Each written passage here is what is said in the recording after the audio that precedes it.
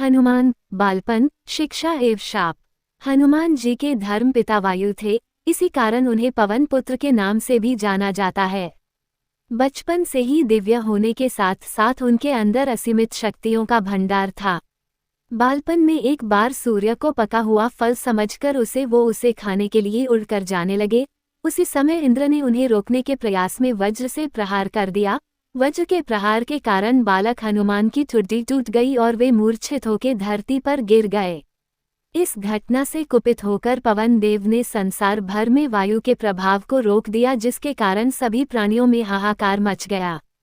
वायु देव को शांत करने के लिए अंततः इंद्र ने अपने द्वारा किए गए वज्र के प्रभाव को वापस ले लिया। साथ ही साथ अन्य देवताओं ने बालक हनुमान को कई वरदान भी दिए। यद्यपि वज्र के प्रभाव ने हनुमान की ठुड्डी पे कभी ना मिटने वाला चिन्ह छोड़ दिया।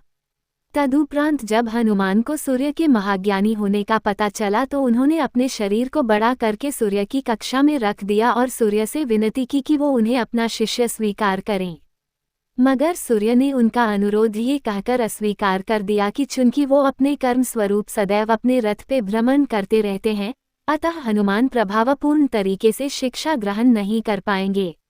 सूर्य देव की बातों से विचलित हुए बिना हनुमान ने अपने शरीर को और बड़ा करके अपने एक पैर को पूर्वी छोर पे और दूसरे पैर को पश्चिमी छोर पे रखकर पुनः सूर्य देव से विनती की और अंततः हनुमान के सतात्य दृढ़ता से प्रसन्न होकर सूर्य ने उन्हें अपना शिष्य स्वीकार कर लिया। तदोपरांत हनुमान ने सूर्य देव के साथ निरंतर भ्रमण करके अपनी शिक्षा ग्रहण की। शिक्षा पूर्ण होने के उपरांत हनुमान ने सूर्य देव से गुरु दक्षिणा लेने के लिए आग्रह किया, परंतु सूर्य देव ने ये कहकर मना कर दिया कि तुम जैसे समर्पित शिष्य को शिक्षा प्रदान करने में मैंने जिस आनंद की अनुभूति की है वो किसी गुरु दक्षिणा से कम नहीं है। परंतु हनुमान के पुनः आग्रह करने पर सूर्य देव ने गुरु दक्षिणा स्वरूप हनुमान को सुग्रीव धर्मपुत्र सूर्य की सहायता करने की आज्ञा दे दी। हनुमान की इच्छानुसार सूर्य देव का हनुमान को शिक्षा देना सूर्य देव के अनंत, अनादि, नित्य, अविनाशी और कर्म साक्षी होने का वर्णन करता है। हनुमान जी बालपन में बहुत नटखट थे। वो अपने इस स्वभाव से साधु संतों को सता देते थे।